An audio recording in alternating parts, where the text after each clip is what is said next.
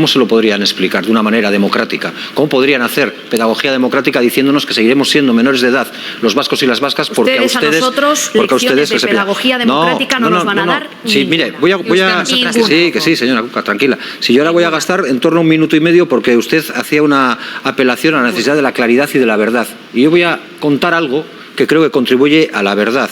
Porque ustedes están muy preocupados porque el bloque progresista pueda pactar con Euskal Herria Bildu. Porque consideran que pactar con Euskal Herria Bildu es poco menos que el anatema del mal. Y que cualquier pacto con Euskal Herria Bildu, ya sea en cuestiones sociales o de otro tipo, ya viene marcado por poco menos que la marca del diablo, ¿no? Es así. Vale. Y entonces dicen que en fechas como estas, pasado lo que ha pasado en el país, todavía sigue siendo malo pactar con Euskal Herria Bildu. Yo quiero recordar alguna cosa. Yo quiero recordar que en 1998, en diciembre de 1998, una delegación del presidente del gobierno de Aznar, que la componían 3 personas, Martín Fluxá, Zarzalejos y Arriola, se reunieron con Arnaldo Otegi, Íñigo Iruín y con Rafa Díez en Juarros, un pueblo de Burgos. Quiero recordar que 6 meses después, esa misma delegación que representaba al presidente Aznar se reunió con ETA. Entonces era normal hablar con ellos y ahora ustedes utilizan esto como ariete confrontativo para tapar su voluntad recentralizadora. Explíquenselo a la gente, porque la gente no es tonta y esto no lo van a entender como un ejercicio de democracia, sino como un ejercicio de hipocresía a nivel top. Dice el portavoz de la extrema derecha que todos sabemos dónde nos encontrábamos esos días. Y es verdad.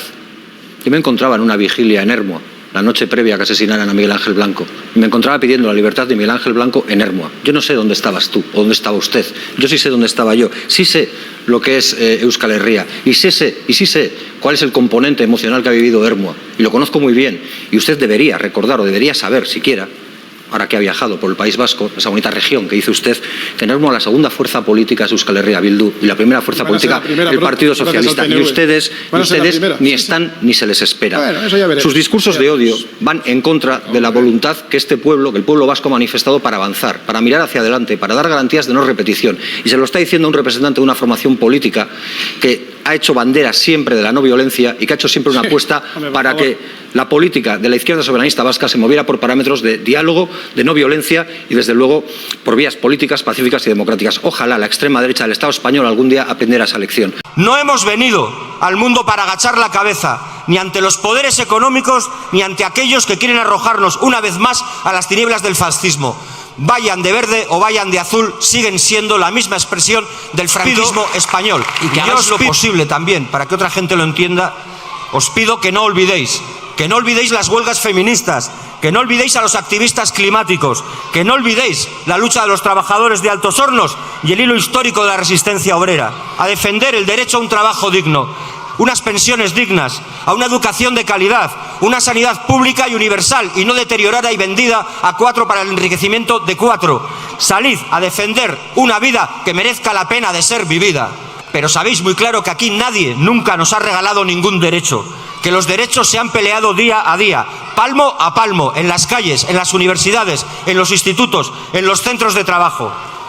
Y en esta encrucijada histórica, con la sombra del fascismo pisando una vez más los talones de Europa, el pueblo vasco ha decidido ponerse en pie y plantar batalla. No hemos venido al mundo para agachar la cabeza, ni ante los poderes económicos, ni ante aquellos que quieren arrojarnos una vez más a las tinieblas del fascismo. Vayan de verde o vayan de azul, siguen siendo la misma expresión del franquismo español, del hermano del fascismo europeo. Da igual que hablemos del PP que de Vox, porque harán lo mismo. Quiero empezar esta intervención con una frase de Angela Davis, que explica muy bien nuestra posición hoy aquí y en esta tribuna. No estamos aceptando las cosas que no podemos cambiar, estamos cambiando las cosas que no podemos aceptar. El pasado mes de noviembre dijimos que íbamos a parar a la extrema derecha en nuestro país y lo hicimos. Lo hacemos por las mujeres que salen a tomar las calles todos los días y cada 8 de marzo, por las personas LGTBI, por las personas racializadas, por las que tienen que emigrar en busca de un futuro más digno, por las más de 36.000 vidas que se pierden en el Mediterráneo por culpa de los Salvinis, Orbáns y Abascales que niegan el derecho a rescate y de asilo. Dijimos que íbamos a parar a la extrema derecha y lo hacemos por la memoria de Dolores Ibarruri, nacida en Meatzaldea, nuestra zona minera.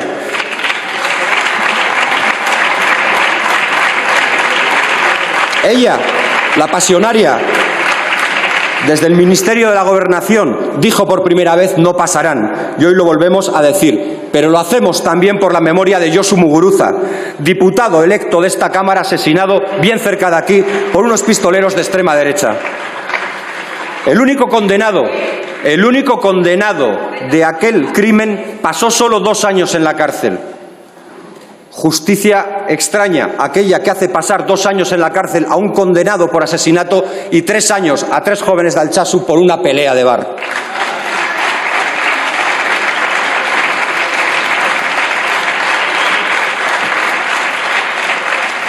Señor Casado, usted, y no solo usted, ha hablado estos días de víctimas, de las víctimas de ETA. Yo le quiero transmitir, en nombre de Euskal Herria Bildu, una posición clara y nítida, no a usted, que le va a dar igual, sino al conjunto de la ciudadanía del Estado español. Para todas las víctimas, las de ETA, las del GAL, las del Batallón Vasco Español, las de Gana, las de ATE, para las víctimas de la violencia parapolicial, para las decenas de miles de víctimas enterradas en cunetas en el Estado español, verdad, justicia y reparación. Para todas.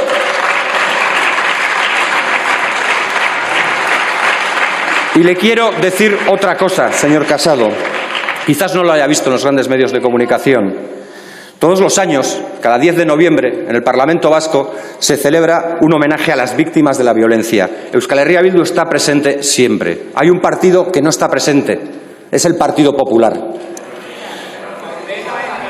Es cierto que no solo falta el Partido Popular, también faltan Ciudadanos y Vox, pero estos no están porque en Euskal Herria, o al menos en Euskadi, si me permiten la expresión, no les vota ni Dios.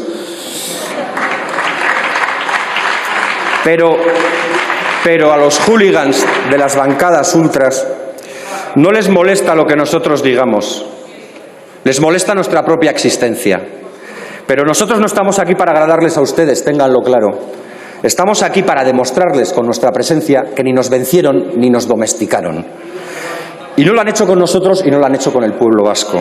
Estamos aquí para defender nuestro derecho a construir una república vasca. Señora Beltrán, por favor. Estamos aquí para defender nuestro derecho a construir una república vasca donde no exista ninguna forma de dominación. Y además queremos demostrar que somos un país solidario. Como decía Ernesto Guevara de la Sierra, la solidaridad es la ternura de los pueblos. Por eso unimos nuestra voz a quienes gritan Galiza Ceiba. A los miles de catalanes que salieron el 1 de octubre a defender las urnas y la democracia, a los canarios de la tricolor de 7 estrellas, a los de la Andalucía rebelde de Blas Infante, a la Asturias obrera, a la Castilla comunera, al país guionés, a todos los pueblos del Estado y del mundo que plantan cara a la apisonadora de las élites. Lo que nos une con ellos y con ellas no es pertenecer a una misma nación, sino pertenecer a una misma clase, la que se enfrenta a la banca y a las grandes corporaciones. Porque nos enfrentamos todos y todas a los banqueros que se retiran con jubilaciones millonarias mientras nos dicen que vivimos por encima de nuestras posibilidades, frente a la derecha corrupta de los sobresueldos, de la Gürtel, de la Púnica, del NOS, del Tamayazo, frente a una familia real que nadie ha votado, pero que gana siempre. En 1978, desde esta misma tribuna, Francisco Letamendia Ortzi, diputado en ese momento de Euskadiko Ezkerra, les decía una cosa muy clara. Estamos aquí para luchar por una sociedad en la que no existan ni explotadores ni explotados. Y les decimos con claridad que nuestros sueños no caben en vuestras leyes.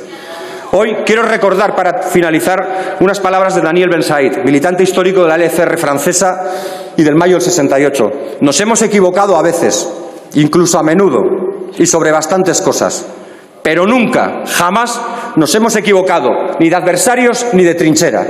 Hoy tenemos en mente a las trabajadoras del hogar, de residencias y de limpieza, a las Kellys, a los obreros del metal, a los mineros, taxistas y estibadores, a las profesionales de la sanidad y la educación pública que han salido a defender los derechos de los muchos frente a los intereses y privilegios de los pocos, a las trabajadoras precarias, a los becarios, a los que se matan a trabajar para poder pagar la vivienda, a los que sobreviven en esta enorme trituradora que se llama capitalismo. Hoy no es el comienzo de nada, sino la continuación de todo, porque la lucha es como un círculo. Se puede empezar en cualquier punto, pero nunca, nunca termina. Por eso hoy votaremos abstención y por eso el 30 de enero saldremos a las calles de Euskal Herria en una huelga general para defender pensiones dignas, servicios públicos dignos y trabajo digno. Hoy más que nunca hacemos nuestra la proclama zapatista que dice que el pueblo manda y el gobierno obedece. Mila esker. Política de vivienda para frenar al mercado inmobiliario. Política para poner coto o freno al mercado inmobiliario. Y sé que hay gente a la que esto le escandaliza, que se diga desde esta tribuna. Pero ¿qué hay de malo en poner coto a algo que significa un derecho básico para tener vidas dignas? ¿Qué hay de malo en poner coto a la acumulación de riqueza por parte de unos pocos para algo que significa tener vidas dignas? ¿Acaso a alguien le parece mal que se ponga coto al mercado de la educación para que pueda haber educación pública para todos y para todas? ¿Hay alguien que se atreva y levante la mano para decir que le parece mal? ¿Hay alguien que le parece mal que se ponga coto al negocio de la sanidad para que todos y todas puedan tener una sanidad digna y adecuada y gratuita? ¿Hay alguien que se atreva a decir que le parece mal que el Estado intervenga y garantice sanidad para todos y todas, porque esto también podría ser motivo de ganancia para unos pocos? Probablemente no. Pues eso es lo que tendremos que conseguir con el mercado de vivienda. ¿Por qué tenemos que aceptar que ser nómada forzoso en esta sociedad sea una constante? ¿Por qué tenemos que dar por bueno que tengan que existir desplazados permanentes en nuestra sociedad porque no pueden pagar lo que les piden? Porque la angustia, señorías, en definitiva, es el peor acicate para funcionar. Porque la angustia te hace funcionar con temor, te hace funcionar con miedo. Y cuando hay miedo, no hay libertad. Para tomar cañas tal vez, pero para tomar decisiones en libertad, para ser dueño de las decisiones que uno mismo le importen, por favor, pida luego el turno de la palabra o cállese. Cállese. Ya que no se lo manda la presidenta, se lo digo yo, cállese.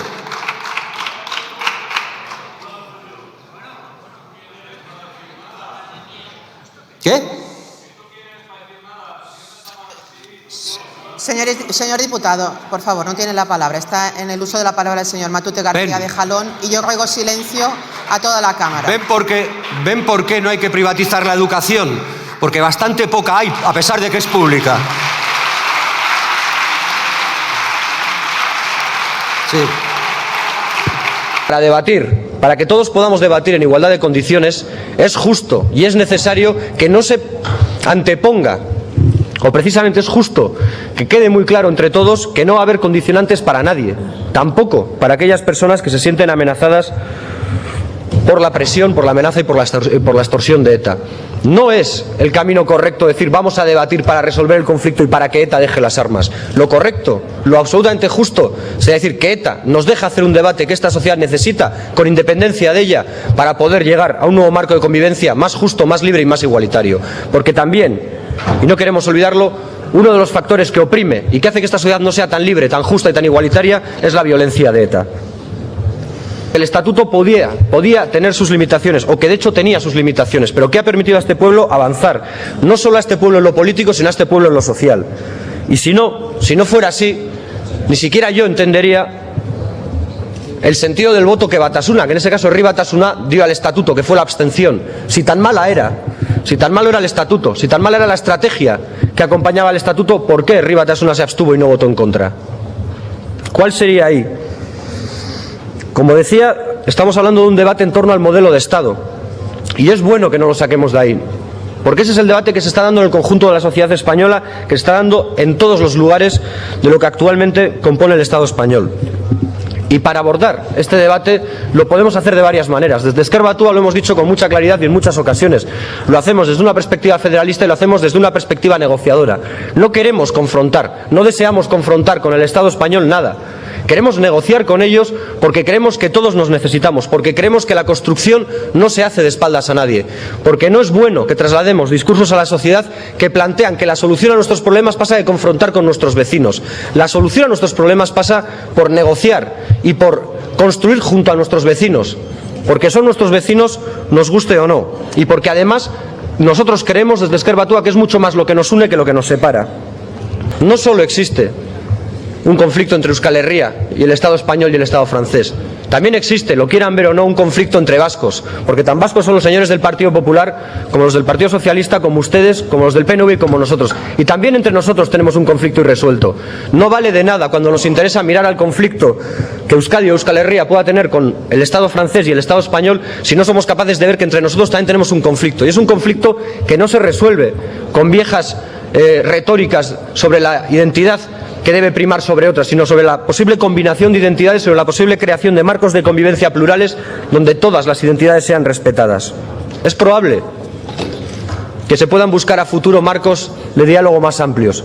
Pero supongo que no se le escapa a nadie que también es más probable que esos marcos de diálogo sean más amplios y que el debate sea más fructífero y menos tenso y, desde luego, mucho más libre para todos si nos libramos de una vez, de manera definitiva, de la violencia de ETA. En resumen, se trata de poner coto, de acabar con la usura y con la avaricia que se está dando en el mercado inmobiliario. Y lo mejor para eso es empezar a poner límites. Y para finalizar, le diré algo. En definitiva, se trata de ser útiles, porque si no somos útiles, la gente nos detestará. Y como decía un extremeño universal que hoy nos ha abandonado, don Robert Iniesta, para algunos, la vida es cabalgar un camino empedrado de horas, minutos y segundos.